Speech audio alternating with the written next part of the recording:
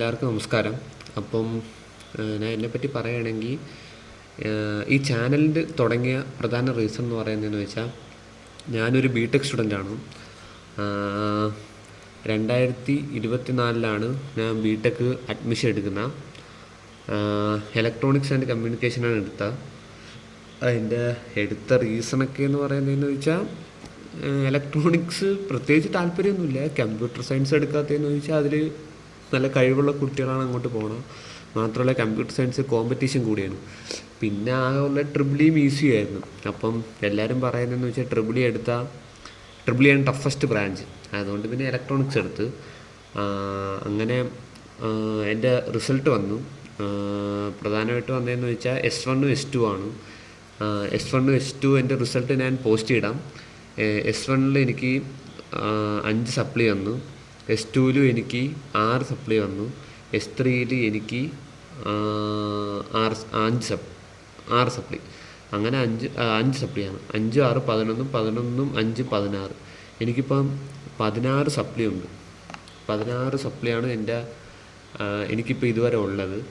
അപ്പം ഞാൻ ഈ യൂട്യൂബ് ചാനൽ തുടങ്ങിയെന്ന് വെച്ചാൽ ഒരുപാട് പേര് 10, 15 സപ്ലി ആയിട്ട് ക്വിറ്റ് ചെയ്ത് പോണതാണ് കണ്ടിട്ടുള്ളത്. അപ്പം ഞാനിപ്പോൾ വിചാരിക്കുന്നതെന്ന് വെച്ചാൽ നേരിടാമെന്ന് ഞാൻ വിചാരിക്കുന്നതിൻ്റെ കാരണമെന്ന് വെച്ചാൽ എൻ്റെ ജൂനിയറിലൊരു പയ്യൻ എൻ്റെ കോളേജിൽ തന്നെ ബ്ലൈൻഡാണ്. പക്ഷേ ആ പയ്യനാണെങ്കിൽ ആ പയ്യൻ്റെ റിസൾട്ട് വന്നപ്പോൾ എല്ലാ വിഷയം പാസ്സായി. അത്യാവശ്യം നല്ല മാർക്കോടെയാണ് പാസ്സായത്. അപ്പം ഞാൻ ആലോചിച്ച് എന്തുകൊണ്ട് എനിക്ക് പറ്റുന്നില്ല. എൻ്റെ കൂടെ ഇപ്പം ഞാൻ പറഞ്ഞില്ല, ഫസ്റ്റ് ഇയറിലും ഇത് ഇപ്പം റിസൾട്ട് വന്നപ്പം എല്ലാ വിഷയവും സപ്ലൈ ഉണ്ട്. രണ്ടാമത്തെ വർഷമൊക്കെ ആയപ്പോൾ S3 ഒക്കെ ആയപ്പം അവരെല്ലാവരും ഇറങ്ങിപ്പോയി. ഇപ്പം 4 പേർക്കാണ് മൊത്തം വിഷയം സപ്ലൈ വന്നത്, ഞാൻ ഉൾപ്പെടെ. അതിൽ 2 പേര് ഇറങ്ങിപ്പോയി. ഞാനൊരു പയ്യനേ ഉള്ളൂ. ആ മറ്റേ പയ്യൻ ഈ സെമ്മിൽ ഇറങ്ങിപ്പോകാൻ വേണ്ടി നിൽക്കുകയാണ്. അപ്പോഴാണ് ഞാൻ ഇവൻ്റെ ഈ കാര്യങ്ങൾ അറിഞ്ഞത്. അപ്പം അവൻ എൻ്റെ അടുത്ത് പറഞ്ഞൊരു കാര്യമുണ്ട്. ഈ ബ്ലൈൻഡായിട്ടുള്ള പയ്യൻ മറ്റുള്ളവരുടെ പ്രശ്നങ്ങൾ, വലിയ പ്രശ്നങ്ങളെന്ന് മറ്റുള്ളവർ വിചാരിക്കുന്ന പ്രശ്നങ്ങൾ സത്യം അത് മറ്റുള്ളവർക്ക് പറയാൻ നേരത്തില്ലേ. നമ്മളെ സ്വയം പ്രശ്നങ്ങൾ, വലിയ പ്രശ്നങ്ങളെന്ന് നമ്മൾ വിചാരിക്കുന്ന പ്രശ്നങ്ങൾ മറ്റുള്ളവർക്ക് പറയാൻ നേരത്ത് സത്യം പറഞ്ഞാൽ അവരുടെ പ്രശ്നങ്ങൾ കേൾക്കുമ്പോൾ നമ്മളെ പ്രശ്നങ്ങൾ വളരെ ചെറുതായിട്ടാണ് തോന്നുന്നത്. വളരെ സത്യം. ഒറ്റ ഇതിന് പറഞ്ഞാൽ ബ്ലൈൻഡായിട്ടുള്ള ആ പയ്യൻ ഇത്രയും വലിയ ടഫായിട്ടുള്ള കോഴ്സ് എടുത്ത് പഠിക്കുന്നു. അപ്പോൾ എന്തുകൊണ്ട് എനിക്ക് ഇത്രയും കാര്യങ്ങളുണ്ട്, ബുക്കുണ്ട്, നോട്ട്സ് ഉണ്ട്, നല്ല ടീച്ചർമാരുണ്ട്, എന്നിട്ട് പഠിക്കാൻ പറ്റുന്നില്ല? കഴപ്പ്. പക്ഷേ ഞാൻ ഇനി അത് മാറുകയാണ്. എൻ്റെ പ്ലാൻ എന്ന് പറയുന്നതെന്ന് വെച്ചാൽ S1 കഴിഞ്ഞ് ഞാൻ സത്യം പറഞ്ഞാൽ S4 ഒരു പകുതിയായപ്പോൾ തന്നെ പഠിക്കണമെന്നുള്ള ചിന്ത എൻ്റെ മനസ്സിൽ വന്നു തുടങ്ങി.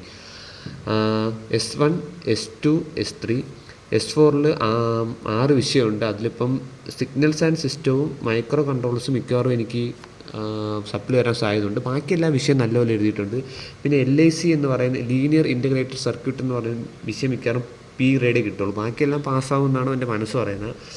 S1, S2, S3 16 സപ്ലിയും ഇത് രണ്ടും കൂടെ ചേർന്ന് 18 സപ്ലിയാവും.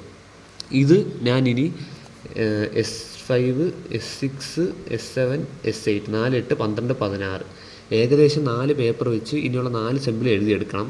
മാത്രമല്ല S5, S6, S7, S8 ഇനി ഈ 4 സെമ്മിലും എനിക്ക് 10 CGPA ആയിരിക്കും. അതിനെ ഉറപ്പിച്ചെടുത്തേക്കാണ്. അപ്പം ഞാൻ ഈ യൂട്യൂബ് ചാനൽ എടുക്കാനുള്ള പ്രധാന കാരണമെന്ന് വെച്ചാൽ ഒരുപാട് പേര് നിർത്തിപ്പോവുകയാണ്.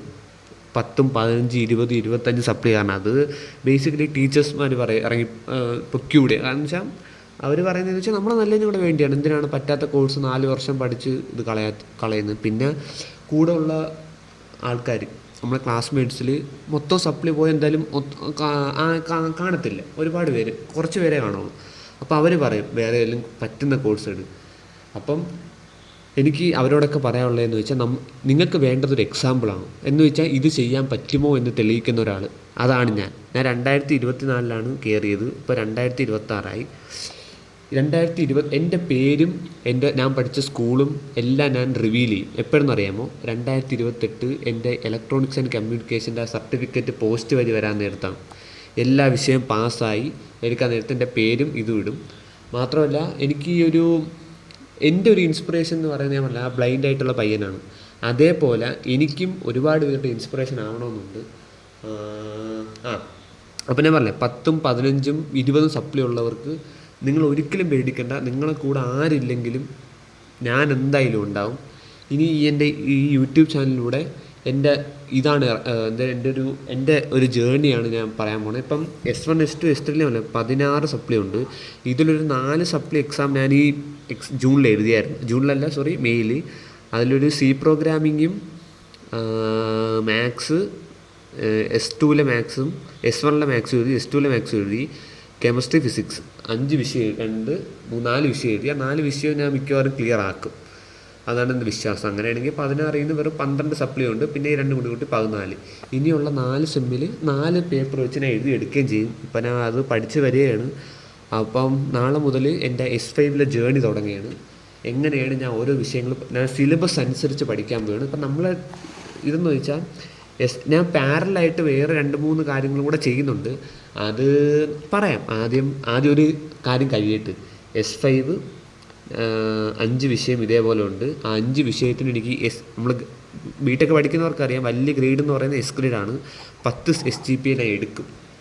അത് എൻ്റെ ഒരു വാശിയല്ല, എൻ്റെ ഒരു എയിമാണ്.